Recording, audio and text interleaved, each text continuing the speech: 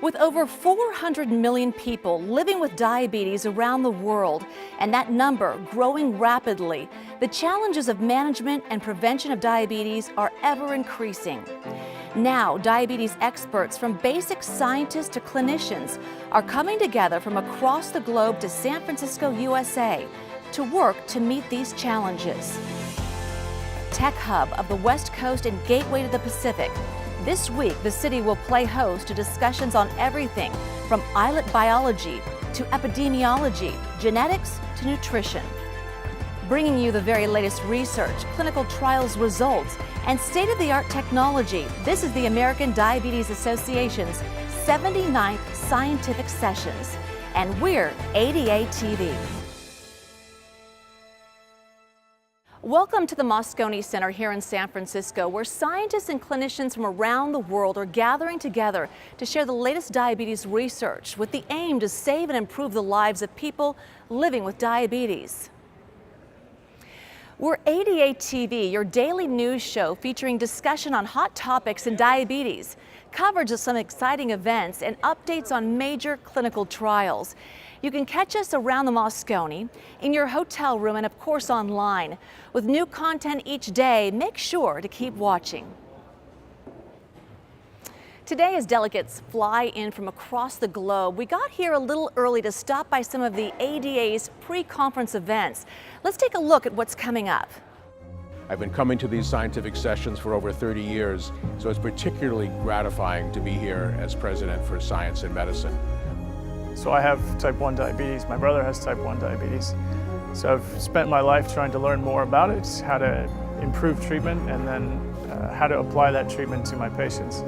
Every patient has a story, and managing diabetes, which is a chronic disease, it's not an infection we can give a pill for and resolve in a week. And so we get to know the patients over the course of their lives, and each patient has a story, and for me that is something unique about what we do. First, though, each day we'll give you a rundown of some of the meeting's biggest events with ADA's top people. First up, it's ADA President of Medicine and Science, Lou Phillipson.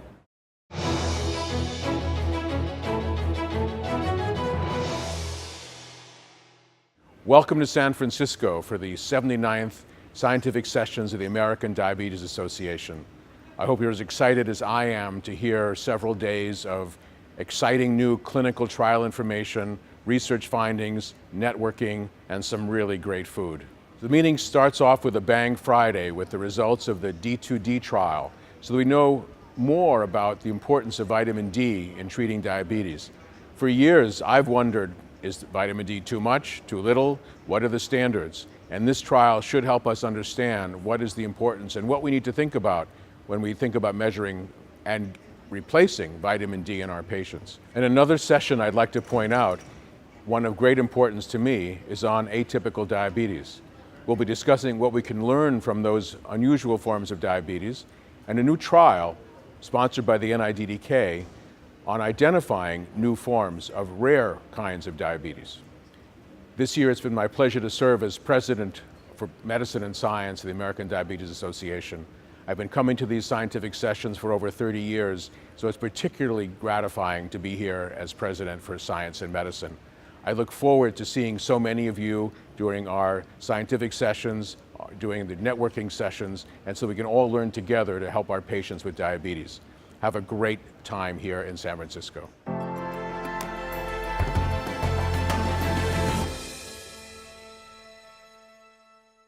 Thanks, Dr. Phillipson. Some great sessions to watch out for today at the meeting. Now, a key part of ADA's role is making sure the next generation of diabetologists is well prepared to work in the field, and that's what Focus on Fellows is all about.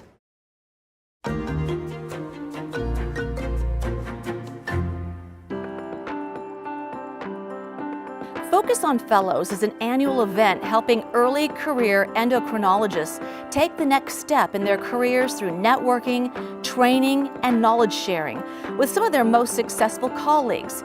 This year, attendees heard from up-and-coming young endocrinologists. I actually am sometimes shocked that I'm a chronic disease provider. I really like immediate gratification, and I really thought I was going to be a surgeon, and then realized that my hands probably weren't that good, and I didn't know how good of a surgeon I would be. I actually then spent 3 months thinking I was going to become a pediatric gastroenterologist, and one of the best mentors I ever had, a single mother of 2 who was the section chief, she taught me how to write an IRB and how to design my own clinical trial, obviously with a lot of support. So these are some of the experiences that, despite the fact that I chose a completely different career, have really stood out and helped me throughout the way. Where are you from and what stage of your career are you in right now? I'm from Fayetteville, North Carolina. I'm currently completing a 1-year fellowship for primary care providers in diabetes. I grew up in Washington Heights, and I also grew up in the Bronx, New York. Currently, I graduated fellowship last year, so I'm junior faculty over at Weill Cornell Hospital. So I'm from Syracuse, New York, and I'm a 3rd-year endocrinology fellow. So just about to evolve to the next stage of my career. So why did you get involved in Focus on Fellows? This is the 2nd time I've been. The first time was last year, and I was very impressed with the program. Focus on Fellows, I think, is a wonderful opportunity to, again, meet new people, but also here we're just passionate about diabetes care and being able to see what we can do in terms of pushing forward the frontiers of diabetes care, whether it comes in terms of research or medical education. So really being able to see how we can play a role in the future of diabetes. What has made you want to work in this area? I wanted to work in diabetes, mainly because as a primary care provider, a good portion of my patients have diabetes, and there's not a lot of resources for some of the patients that I care for. So me getting extra training in diabetes and working in diabetes allows me to better treat my patients. So I have type 1 diabetes. My brother has type 1 diabetes. So I've spent my life trying to learn more about it, how to improve treatment, and then how to apply that treatment to my patients. Working in this area is important for me because I grew up with a family member with diabetes, and I grew in a community that has a preponderance of diabetes. And I think the concerning aspect for me is that there is this overwhelming mentality that if you have diabetes, you're predestined to have diabetes and your family is predestined. So I really saw myself as a great focus to be able to break that chain, and so that's why I got involved in diabetes care. And what do you hope to take back or gain here at ADA? So I think just being able to meet new people and then being able to understand the new studies that are coming out, such as the credence studies, and how that can really impact patient care. Being able to meet up with old mentors, they've really shaped my experience in terms of exploring diabetes, and I just would want to be able to do that for someone else. So I think the most important thing for me is what's on the frontier, what's going to be available in recent advancements, and then how I can improve my patients' lives with that information. I would like to get updates on some of the scientific studies that are being done that I can apply clinically to my patients back in North Carolina, and also because I'm involved with teaching residents, also help teach residents information or some of the scientific studies or things that are being done to help apply into our clinical practice.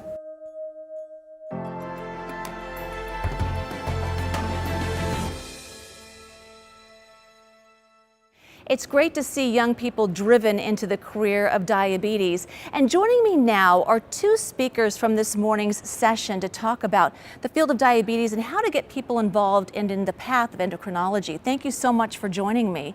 Why don't we start first things first. What got you to working in the field of diabetes and what inspired you?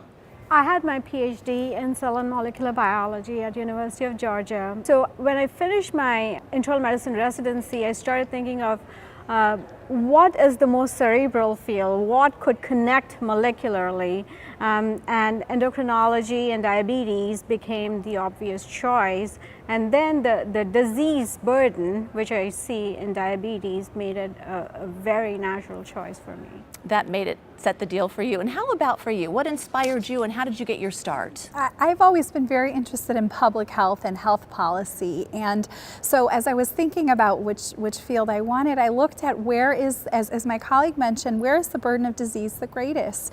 And if we think about diabetes, for example, 65% of adults, or 75% of adults over the age of 65 either have prediabetes or diabetes. And so there's an enormous public health burden, and that drew me in to the field. Absolutely.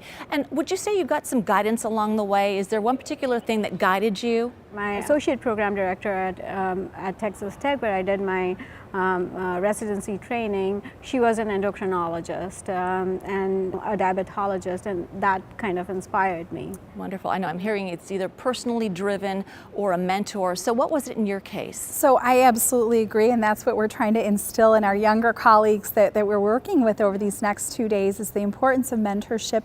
For me, it's also, and I'm sure you agree, our patients. Every patient has a story, and managing diabetes, which is a chronic disease, it's not an infection we can give a pill for and resolve in a week. And so we get to know the patients over the course of their lives, and each patient has a story, and for me that is something unique about what we do. How do you get young doctors into the field of studying diabetes and endocrinology? Is it a big problem? Is it a struggle to kind of inspire the younger doctors? Unfortunately, it really is. So I'm at the University of Chicago. I'm the adult fellowship program director, so we do the recruitment.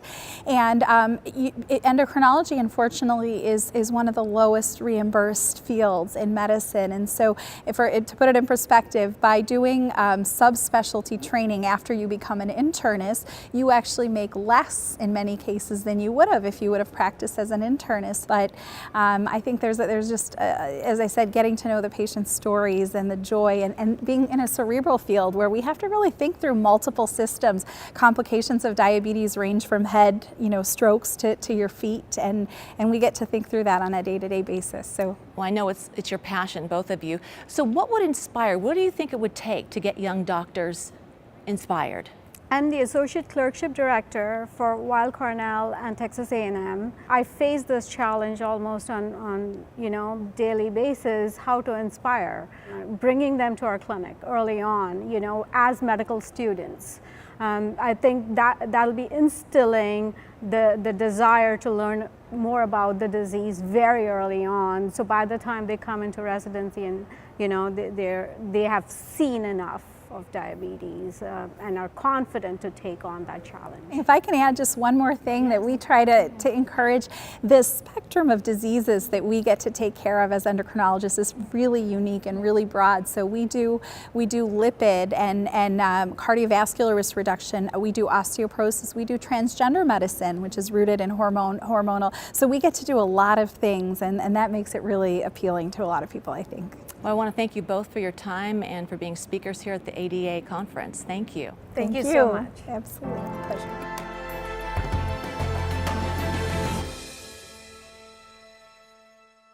AADATV doesn't just include coverage from the scientific sessions. We were lucky enough to go on a world tour to take a look at some of the exciting work being done in diabetes around the world, from clinical care to technology and drug development. All week we'll bring you new features. Let's see what to expect.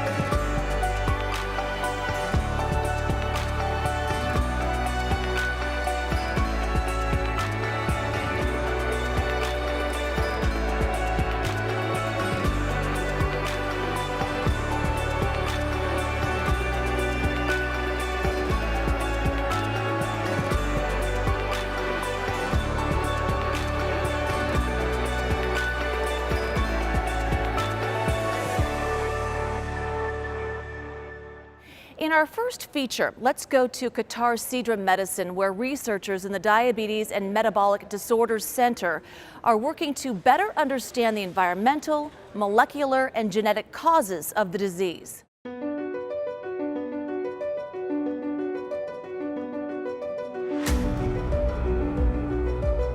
Millions of people around the world live with diabetes or know someone living with diabetes. It occurs at every age, every population, every race, and every shape and size. The National Health Strategy follows the Qatar National Vision, which is for 2030. And the National Health Strategy is focused on integrating the services to ensure that the patient journey in the system is seamless, and to ensure also that the best care is provided to the patients wherever they are through the system. CIDRA is a new world-class healthcare institution that focuses on care delivery for infants and children, as well as women, particularly pregnant women, and those who require gynecologic services. CIDRA is a unique organization here in the Middle East in the sense that it has recruited physicians, nurses, allied health professionals from literally around the world who are experts in their field. And so the idea here is to create a center of excellence that really does focus on very significant disease processes that not only affect people in this region, but around the world.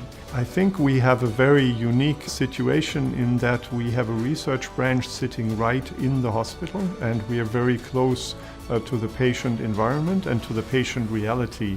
Also, our research strategy is aligned with the necessities and the vision for the hospital as a whole. And so we are focused on the diseases that affect especially the regional population, and of course with a major focus on diabetes, both type 1 and type 2. In Qatar, the Ministry of Public Health estimates that around 23% of the population suffers from diabetes, which is around twice the World Health Organization's average estimate of diabetes worldwide. It's becoming much more prevalent in children, and also there's a gestational diabetes rate in pregnant women of around 23%. And as CIDRA Medicine specialises in healthcare for women and children, diabetes is a major focus of our research. We've embarked on a unique national project where we hope to recruit every child with diabetes in Qatar, and to try and understand the biochemical and the molecular mechanisms of diabetes in every child. I've never seen actually as many cases of diabetes as in Qatar over the last 5 years. And these children, they are going to grow up. And we all know that diabetes will affect the arteries, the coronary arteries of the heart. So we are trying now to follow these patients by checking their cholesterol levels, lipids levels as they grow, so that we can introduce interventional measures. But of course, most important is to control the diabetes in these children so that the side effects of the disease will be minimized or prevented. Without appropriate education, much of the evidence shows that children and families are unable to manage on a daily basis. The burden of diabetes is too great, and the outcome of that is that health-related outcomes are poorer. So considering that children and families here will have diabetes for many, many years, ensuring that the education they receive as children is effective allows them to have better health-related outcomes into adult life. I can say that at CIDRA and also in Qatar we are using the latest technology for treatment of the patients with the type 1 diabetes. The most advanced closed-loop systems that are available we just started to use in the last maybe six months. Actually, it's a hybrid closed loop, and it's only available at CIDRA in Qatar. We are part of this vibrant biomedical community here in Qatar. There's multiple institutes that work together to try to deliver all the technologies necessary in order to deliver better patient care in the future. The precision medicine program at CIDRA is built around 3 pillars. The first of these pillars is genomic medicine. We try to offer a genome-first approach for every patient and family that walks into the hospital. The second pillar is deep molecular phenotyping, where we use omics technologies to try to molecularly characterize every patient that walks in to better understand the manifestations of disease. And the third pillar is translational therapeutics, so trying to take what we learn from the research side and use it for better interventions in the clinical side. As such, we think that the precision medicine program at CIDRA is built to look forward to a better future for patient care. Kudos meeting series aim to target areas of human health related to underlying mechanisms of metabolic disease, biomarkers and therapeutic options. This year we focus on childhood diabetes. We aiming to bring together world leaders in diabetes research to discuss current issues and innovations in diabetes technologies, treatment strategies, and also any other issues related to mother and children with at risk of diabetes. CIDRA Medicine is one of the most beautiful places to work at in the world. Everything about CIDRA Medicine is majestic. from the statues of embryonic development sitting outside of our building, all the way to the healing gardens that are available to patients and families inside our building. And everything about our facility is state-of-the-art, from all the infrastructure that we have, all the machinery that we have, all the people that we have, and that's what makes Sidra a very special place to work, is we have brought very intelligent people with state-of-the-art technologies to a patient population that is really in need. And we hope with that to deliver the future of medicine for the country.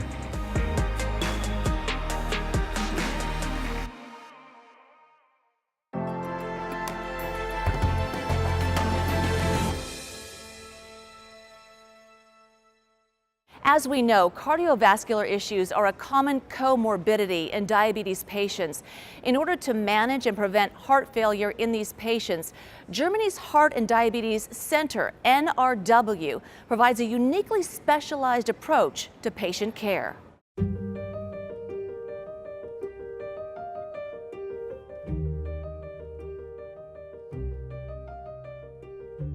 My name is Dieter Schöper. I'm a chair for endocrinology and diabetology at Ruhr University Bochum and director of the Diabetes Center here at Heart and Diabetes Center North Rhine-Westphalia in Bad Oeynhausen. Patients with diabetes mellitus, a worldwide growing epidemic, are frequently and concomitantly affected by serious heart diseases. Diabetic heart disease is a composite of atherosclerotic coronary artery disease, heart failure, and electric instability. These result from glucose-driven glycation of functional proteins, furthering endothelial dysfunction, cardiac stiffening, and reduced myocyte energy generation. In turn, comorbid diabetes is frequently detected in patients otherwise treated for these cardiac diseases. The Heart and Diabetes Center North Rhine-Westphalia is a model institution addressing both sides, providing optimized metabolic treatment, a holistic diagnostic approach, and definite treatment option for the whole spectrum of cardiac manifestations, even when the heart terminally fails. Mrs. B, our patient, a 70-year-old woman, has a type 2 diabetes diagnosis since 1995 within the frame of a metabolic syndrome. Around 10 years after the initial diabetes diagnosis, coronary artery disease was detected and treated interventionally by intracoronary stenting. Based on clinical symptoms, rapid progress was stated by the diagnosis of three-vessel disease requiring repeat PTCA and successful re-stenting. However, further rapid progress of the global atherosclerotic three-vessel coronary artery disease could not be halted.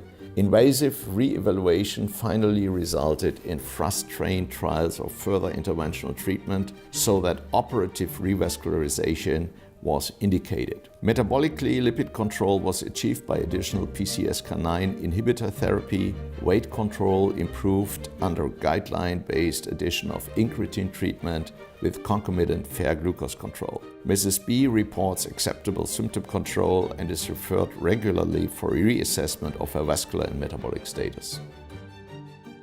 My name is Volker Rudolph. I'm director of the General and Interventional Cardiology Department at the Heart and Diabetes Center North Rhine-Westphalia here in Bad Oeynhausen. The reason for heart failure and ischemic cardiomyopathy is a reduced perfusion of the coronaries and a reduced perfusion of the myocardium, which then leads to reduced cardiac output, which the patients notice as reduced exercise capacity and shortness of breath. As we have seen in our patient, there's a real close correlation between diabetes and the metabolic disorders, which not only lead to disturbances in the myocardial function, but also to atherosclerotic disease and in the end lead to heart failure. I'm Philipp Sommer, the director of the Clinic for Electrophysiology and Rhythmology here at the Heart and Diabetes Center North Rhine-Westphalia, Bad Oeynhausen. There's a strong correlation between the presence of metabolic syndrome and the presence of atrial fibrillation. Some of the mediators are well known, such as obesity, chronic inflammation, and other processes, and some of these links between these two entities are much less evaluated. We know that controlling metabolic syndrome, reducing the weight of the patients, improving the blood glucose levels of diabetes patients can positively influence the outcome after treatment of atrial fibrillation, for example by ablation or also drug treatment. And therefore, by preventing atrial fibrillation, we could also prevent development of heart failure. My name is Jan Gummert and I'm the director of the surgical program in the Heart and Diabetes Center. Patients with diabetes are at risk to develop severe cardiomyopathy, either with coronary artery disease or without coronary artery disease.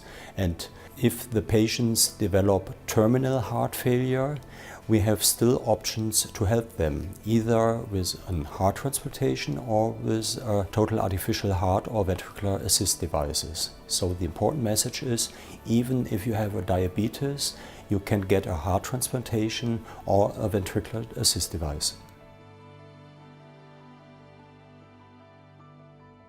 Current research at the Diabetes Center of the HDZ focuses on metabolic imprints on heart failure development. Our results support the hypothesis that reactive metabolites from glucose metabolism induce metabolic stress by lowering the energy production via central metabolic pathways, and furthermore, these highly reactive compounds trigger inflammatory and atherosclerotic processes. Reactive glucose metabolites are causative for loss of myocardial integrity and functionality in terms of cardiac fibrosis. Early reduction of glycemic stress is therefore, from the research point of view, an urgently needed concept.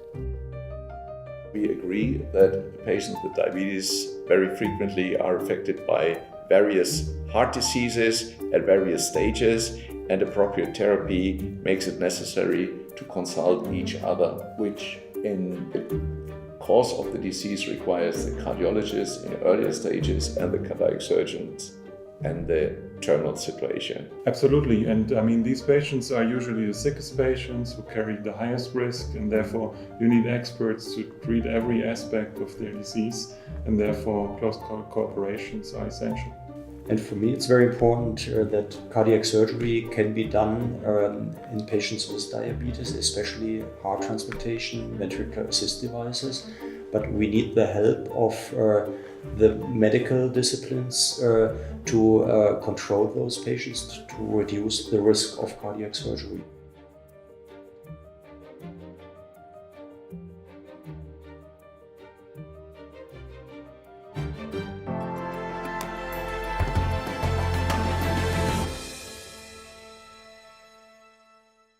Research is key to improving the lives of people with diabetes worldwide, but studies aren't always effectively focused on determining the best outcomes for patients. To rectify this, let's look at the work of the Patient-Centered Outcomes Research Institute. The Patient-Centered Outcomes Research Institute, better known as PCORI, is a national research funder that funds comparative clinical effectiveness research. That is research that aims to figure out which treatment or which clinical approach is better for which kind of patients.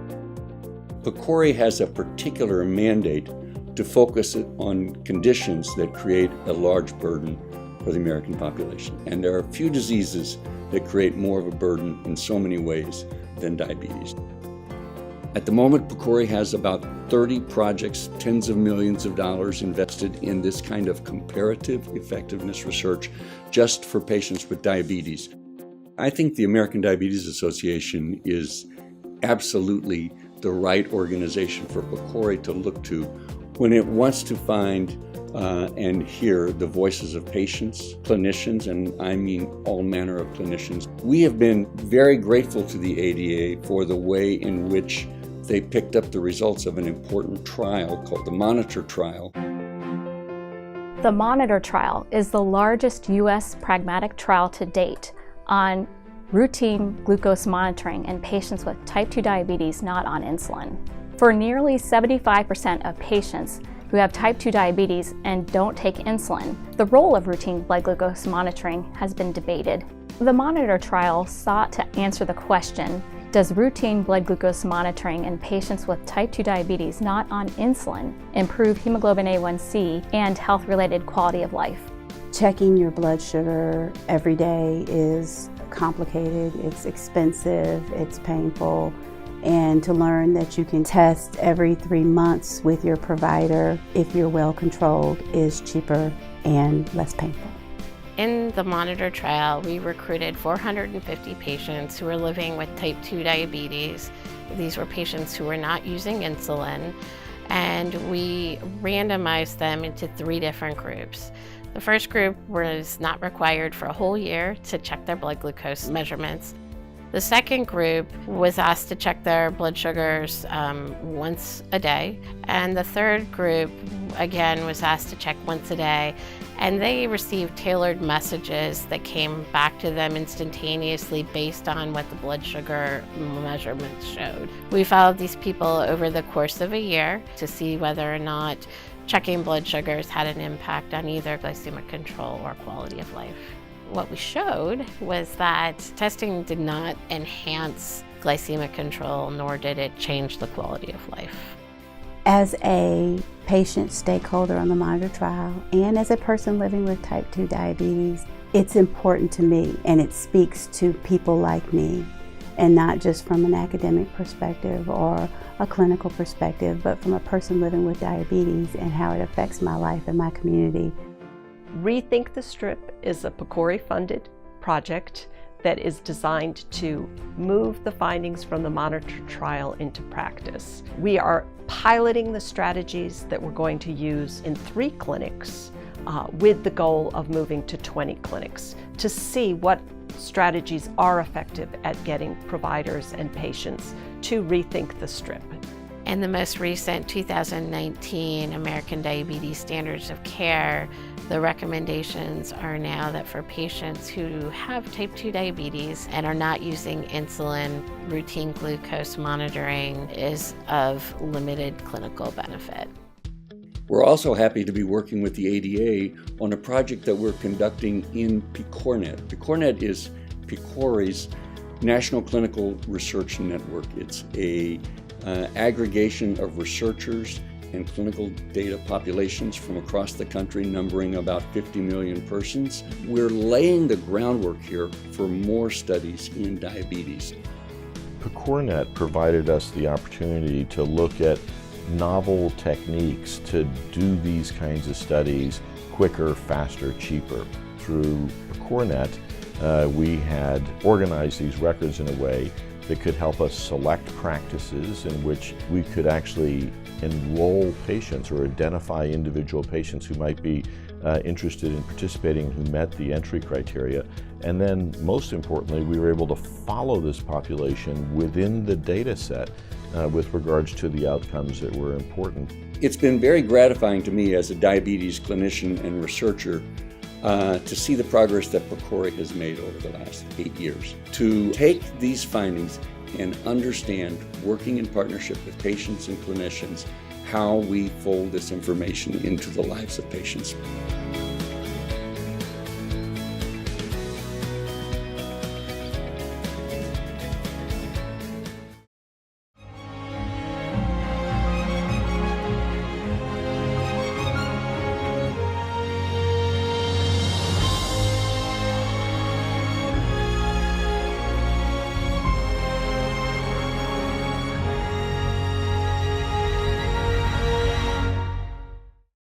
Next, let's go to Sydney, Australia, where Western Sydney Diabetes is working to prevent diabetes in its diverse population through its #1 goal of beating diabetes together.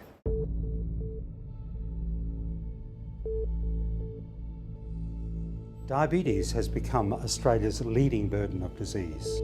Western Sydney has twice the rate of diabetes as the seaside or other suburbs. And this is driven by the social determinants of lower income, less physical activity and more car driving, and less availability of healthy food.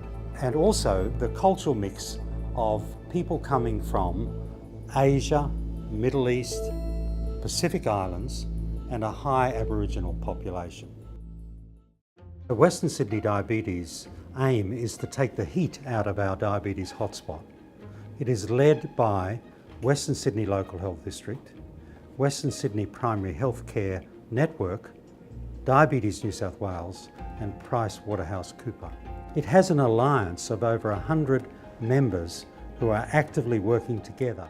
Between us and our neighbouring districts, we can reach 25% of the population of New South Wales if we just think differently and think better about how we do it. As a member-based organisation, our key role really is consumer engagement. So we're not medical experts, we're not health professionals necessarily, but we can engage with all levels of government, we can represent the rights of people, and we can represent things that are politically sensitive in terms of the way areas are built out, what transport's available, what parks are available, what sort of food locations and sorts of food are available. And so we play a large role really in representing those politically sensitive issues that other parts of the initiative are unable to do. Our key role as a key partner in Western Sydney Diabetes is to integrate the work of the acute sector, the hospital sector, and the specialists that work within that with primary care, general practice, and the allied health professionals that work in that sector. So the Australian health sector doesn't necessarily work together particularly well. The various parts are funded differently, and what that means is often there is a misalignment with client care and patient care. The PHN in our role is to try and bring that together, to integrate those varying parts. We have developed a framework of action which includes primary prevention, and this includes increasing the healthy food supply, increasing physical activity, and improving the healthy built environment, with government leading the way. The second part of the framework is secondary prevention and management, which goes all the way from early detection of diabetes, building the capacity of the general practice in the community to better manage diabetes, better self-management of diabetes, and more integrated care with the acute hospital system. Our supports include a GP hotline, which allows the primary care physicians ready access to an endocrinologist and a specialist within the hospital sector. We also have specialist case conferencing, which allows a team from within the acute sector, so specialists, to go out into general practice and upskill them and allow them to manage their patients. So this team comprises of the patient, the GP, the endocrinologist from the hospital, along with a diabetes educator, and we do like a 30-minute consult. And it's been extremely successful. So this is an excellent example of a patient-centered management where we exchange information about the patient and the patient has an input as well. And we found that the patients really like this. The Western Sydney Diabetes app is an app that allows the patient to have some control of their management of the diabetes. So it looks into diet, in exercise, blood glucose monitoring, medication intake. So it's basically centered around the patient. It is created by the patient and the doctor. It's very patient-centered. I was diagnosed in 2001. Why was it me that had it? Because I really didn't know anything about diabetes. I had barbaric sleeve surgery, lost weight, and from there it just got better and better, and all my functions in my body just come back to normal. The people that have helped me, and Professor Mabley and Dr. Shantini and Dr. Bichet, how they've all helped me, and I owe that to them. And in my heart, I'll be always thankful. We have developed a model of care and demonstrated that it really works. However, we are not at a scale yet large enough to address the size of the problem. We need a larger investment from governments and our partners to address diabetes in Western Sydney, to take the heat out of our hotspot so we can beat diabetes together.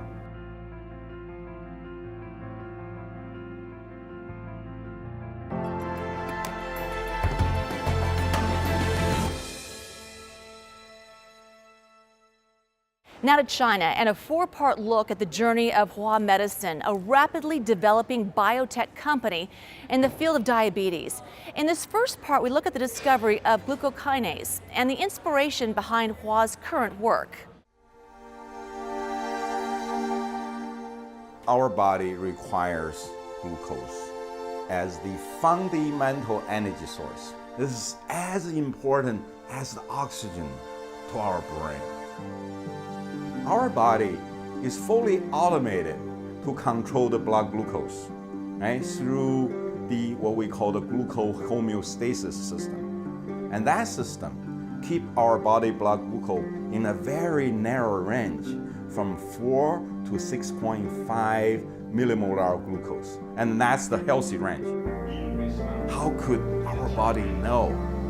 The key player in our blood glucose control system is glucokinase. What applies to salt, to sugar, to temperature, to everything in the body is homeostatically regulated.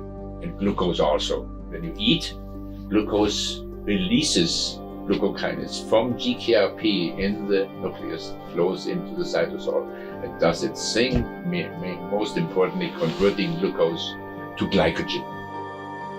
50 years ago, a young man at that time called Franz Machinsky discovered the glucokinase. He found this enzyme can sensing the glucose change and then release insulin to lower the blood glucose, and then release GLUCAGON to increase the blood glucose. And this finding led him spend his last 50 years to study this magic enzyme. 99.9% of the glucokinase resides in the liver. The liver glucokinase is totally dependent on the level of insulin and glucagon. And so without insulin, no glucokinase. And so in diabetes, there was evidence that there is not enough glucokinase in the liver. Why not find a molecule which might activate it? They discovered, to their great surprise, that these compounds, the lead compound, activated glucokinase directly. Total surprise. It coincided with the discovery of glucokinase activating mutations, which cause hyperinsulinism. That's how this very novel idea arose. Well, glucokinase activators stimulate glucokinase. This finding have opened up a very new concept of blood glucose control, and it led Hua Medicine to think about how can we look into the system and then see in the diabetic state, is there a defect in the glucokinase system, and then so that this causes the diabetes. The first gene mutation of GCK was reported in type 2 diabetic patients. So since then, the relationship between GCK mutation and diabetes is established. More than hundreds of mutations have been identified around the world. In type 2 diabetes, set point is upregulated. The beta cell cannot censor, normally the glucose concentration. The activator can restore the set point close to the healthy person. This, I think, is a global collaboration contributed to the understanding of our blood glucose control and understanding the pathological foundation of the type 2 diabetes, so that gave Hua Medicine a very good opportunity to developing the third generation of diabetes drug, which is the glucose homeostasis modulator.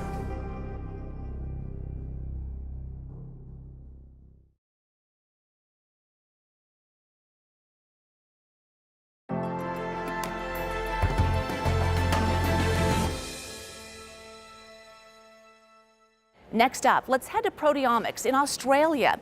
Their new technology, ProMarker D, is designed to determine diabetes patients' risk of developing diabetic kidney disease. Let's take a look.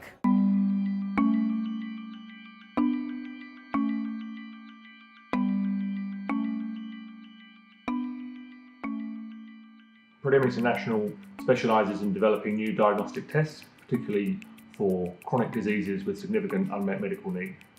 What we're offering now is an opportunity to look at the individual and come up with a new way of recognising disease and trying to actually personalise the treatments that will follow. What we're able to look at with our technology is a better means of diagnosing an individual and seeing where they're at in terms of their health. ProMarker is a proprietary technology platform that we've developed to look at a protein fingerprint that we can find in the blood. And that fingerprint lets us determine the presence of disease. ProMarker D for diabetes is a test that we've developed for diabetic kidney disease. It's a predictive test that can tell the onset of chronic kidney disease up to 4 years in advance. Diabetic kidney disease is one of the complications of diabetes. It's a chronic complication, so it comes on after many years of diabetes typically. The end stage of kidney disease is renal replacement therapy, so dialysis or transplantation, and that's extremely expensive clinical management. So the idea would be to try and prevent those. So we need to know who's going to be at risk of developing them, because we can make sure that their current clinical management is optimised to give them the best chance of avoiding bad outcomes in future. My group have been working with Proteomics International for a number of years now, and we were interested to see whether there are any proteins in the circulation that we could measure that would forecast how kidney function changed in people from the community with type 2 diabetes. And we ended up with a small number of proteins that are represented by the ProMarker D. And in validation studies, we found that they're a robust indicator of relatively rapid renal decline over a 4-year period after the test has been done. The ProMarker D test has taken about 10 years to develop to this point, and so we needed the technology to kind of catch up with our ideas and be able to detect these markers at the extremely low level in a reproducible and robust manner. And so that's really where our technology is at the forefront of being able to detect very low levels of proteins and biomarkers in your blood at, reproducibly and robustly. And so it involves a lot of robotic systems and handling of samples, and also involves high-end instruments, mass spectrometers, to be able to detect and characterize what we use to diagnose diabetic kidney disease. Once we have the patient's biomarker levels that we've measured with our technology, we combine that with some clinical parameters, and we upload that data into the web portal. And what the web portal does is take all that data, applies an algorithm to it, a sophisticated algorithm that we developed, and produces a predictive score for that person. So that is the prediction of how likely they are to get diabetic kidney disease in the next 4 years. That's really crystal ball gazing stuff. So we can be able to tell what is going to happen to that individual person after 4 years, before they even know it, before their body even knows it. We'll be able to tell and predict what is going to happen to their kidneys. It's not one of those tests that you need a lot of sophisticated upfront equipment. The blood can be taken, sent away to the laboratory, and the result comes back for you to use. But certainly the ProMarker D would probably get clinicians to try even harder and perhaps motivate the patients themselves to adhere to management if they knew that they were at risk of kidney disease. The onset of kidney disease can be very difficult to determine. Many people can be walking around for years before they have any symptoms. The existing tests have been around for 40 or 50 years. They're not very accurate, so they frequently miss individuals who've already got chronic kidney disease. What is more of a problem is that they're not very sensitive. And so they can only tell you you've got disease when you've got quite advanced forms of the disease. But if we can actually manage that process and decrease that number, then that's a good outcome for a dialysis company, it's a good outcome for an insurance company. We can spend a small amount of money in terms of testing early, and then a small amount of money on more precise medication, rather than the huge amount of money that's going to come from dialysis or kidney transplant. ProMarker D is a test that can be run in specialist laboratories. In the US, the laboratory developed test is a standard path to market, and the test is available on that platform. It's also available as an immunoassay test, as an immunoassay kit. These technologies can be run in different labs in different parts of the world. We've conducted a number of clinical studies on ProMarker D, and these have been published in major journals. The test itself is about to roll out in Europe, it's about to roll out in Mexico. We've had it available in our test market in Central America for a few months, so we're really excited about where the test is at. It's going to be an important added test on the menus of clinical laboratories around the world. Our hope with ProMarker D is that we can make a difference in a lot of lives. We would like to see the test become a standard part of the clinical program that would be done in anybody who goes in for routine monitoring. We see pro-marker D tests sitting there alongside cholesterol tests, alongside cancer tests, alongside standard diabetes tests. Once we have a base level score on an individual, we can get very high levels of precision into the future as to the likelihood of developing a disease. If we can intervene and stave off those consequences, if we can slow down the progression of the disease, if we can give somebody a greater period of active life, then that's a great outcome.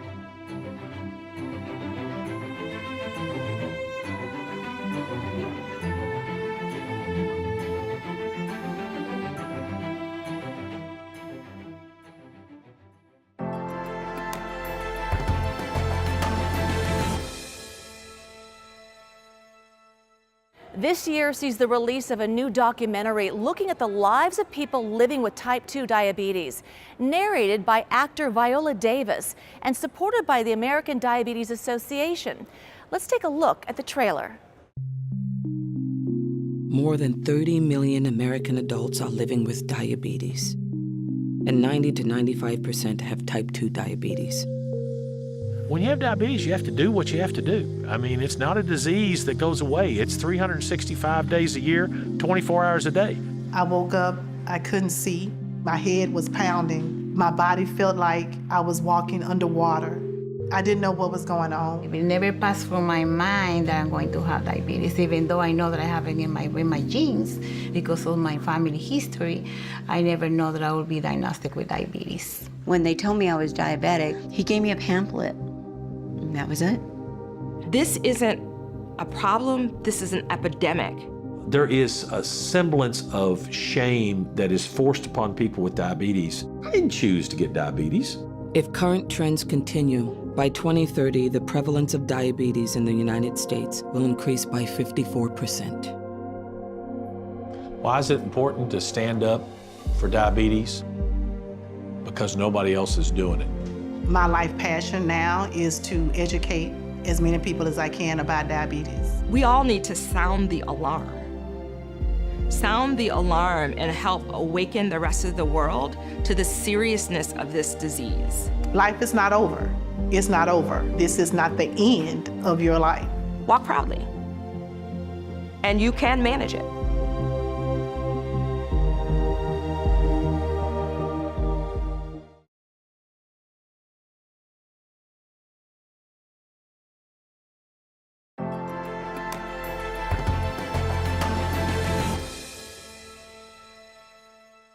Finally today, some of them have just endured a day of flying, while some of them live around the corner.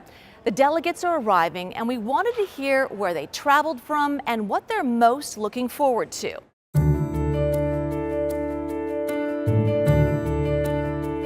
I'm from Cleveland, Ohio, so about a 4.5-hour flight. So this is actually my first year at the ADA, and I'm presenting a poster on Sunday on hypoglycemia and patients' reported quality of life on frequency of hypoglycemia, so I'm really excited to present my poster.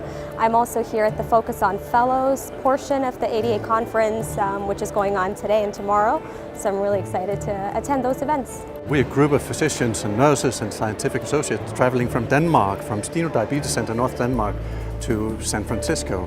14-hour journey to get here. It's worth it. We are keen to visit the prize lectures, but also, you know, to pick up the best new science in the diabetes field. And of course, everybody traveling in our team have their own specific interests, and they will be very well covered here. I'm coming from Peru, from Lima. It's almost like 10 hours. So, but I think it's worth it. Every health professional dedicated to diabetes knows that ADA Scientific Sessions is the best place to be in order to be updated. And this year have a lot of new trials and information and new technology for our patients. I'm coming from the Quebec. I'm a PhD student in University Laval. So it took me around 7 to 8 hours to reach here.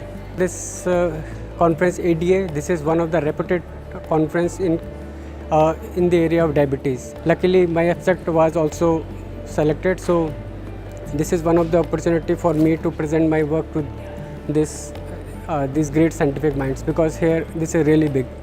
It's good for networking. It's good for keeping up with the science. There's other areas that I get to listen to that I wouldn't normally pick up in the general journals that I look at.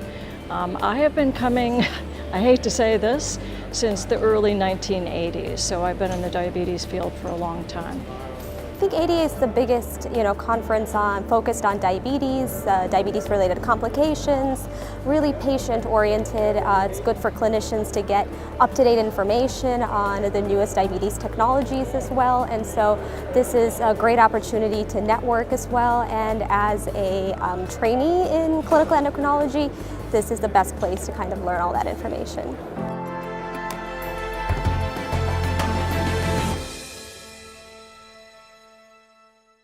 That's it for our first day here at ADA's 79th Scientific Sessions.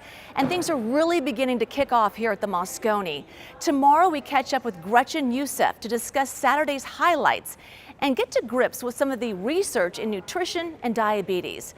Before then, remember you can watch the show here at the Moscone, in your hotel, and online. Make sure to keep and share with colleagues anything you find interesting. Till tomorrow, it's goodbye from us.